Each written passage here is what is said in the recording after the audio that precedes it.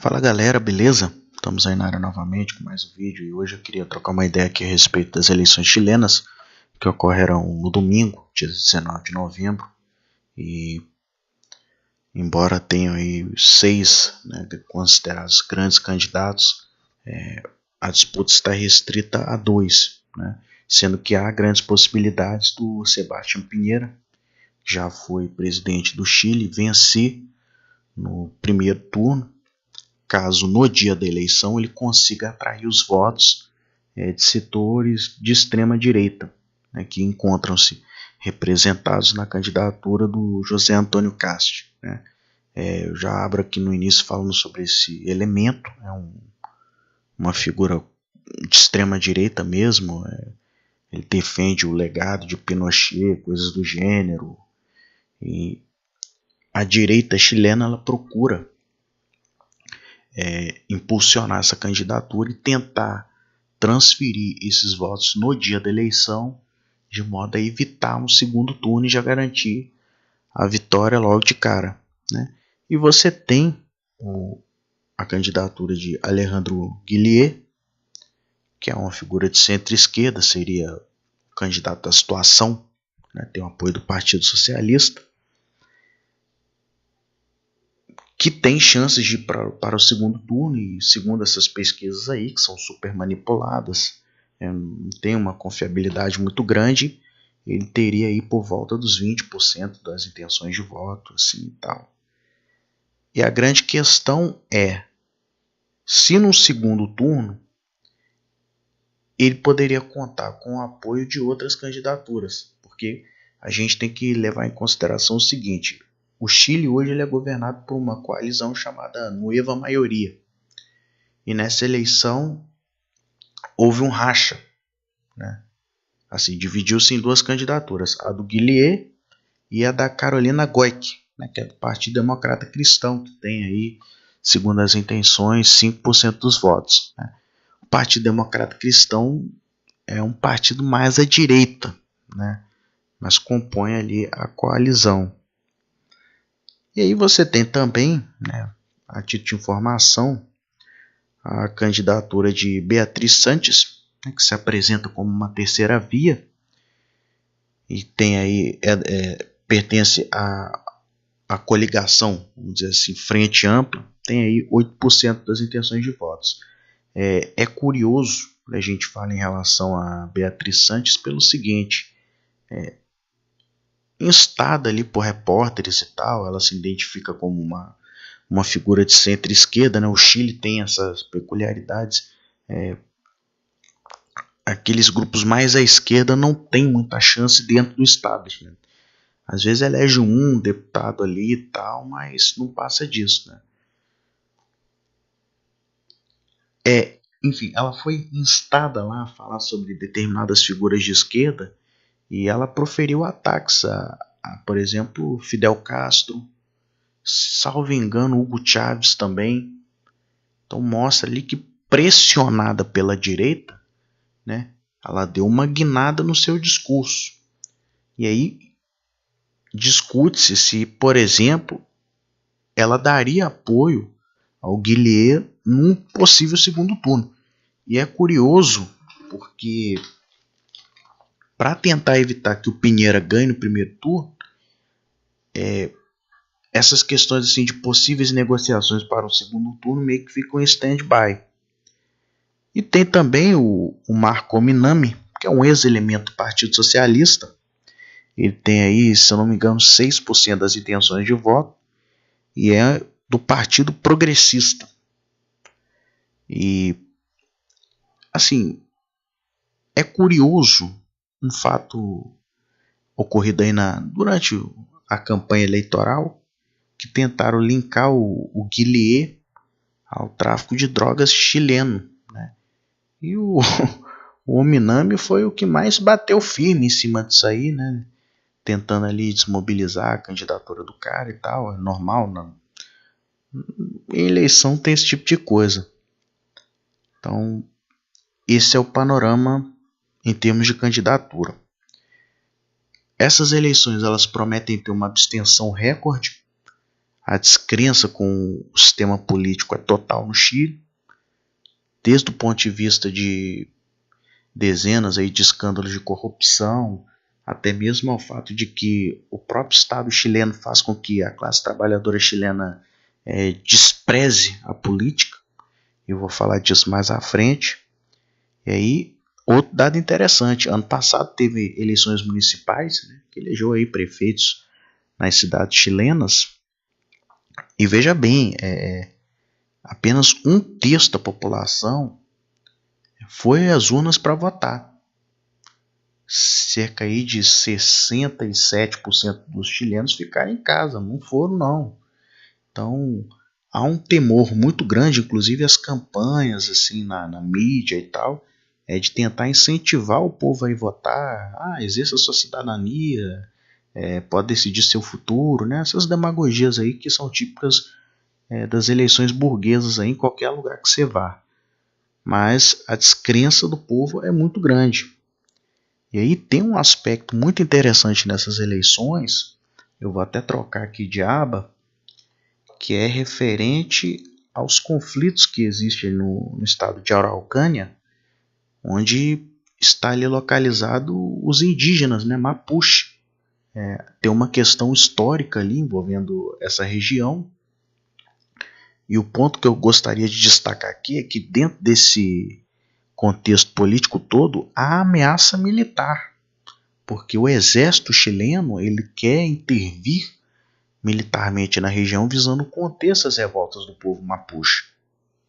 Então, inclusive a extrema-direita, na figura do Castro, procura impulsionar esse tipo de sentimento anti-mapuche, algo que não se verifica junto aos trabalhadores chilenos, mas com o objetivo de promover uma dura repressão, visando atender interesses ali de latifundiários que têm suas terras na região, né?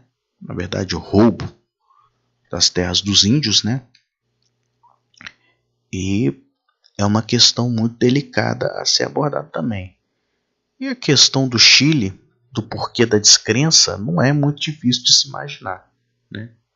Embora em tese Michelle Bachelet é vendida como uma política de esquerda, né, mais centro, que se considera como centro-esquerda, né, algo muito moderado, até mesmo para os padrões aqui da América Latina. Se a gente for comparar Michelle Bachelet com o Lula seria, sei lá,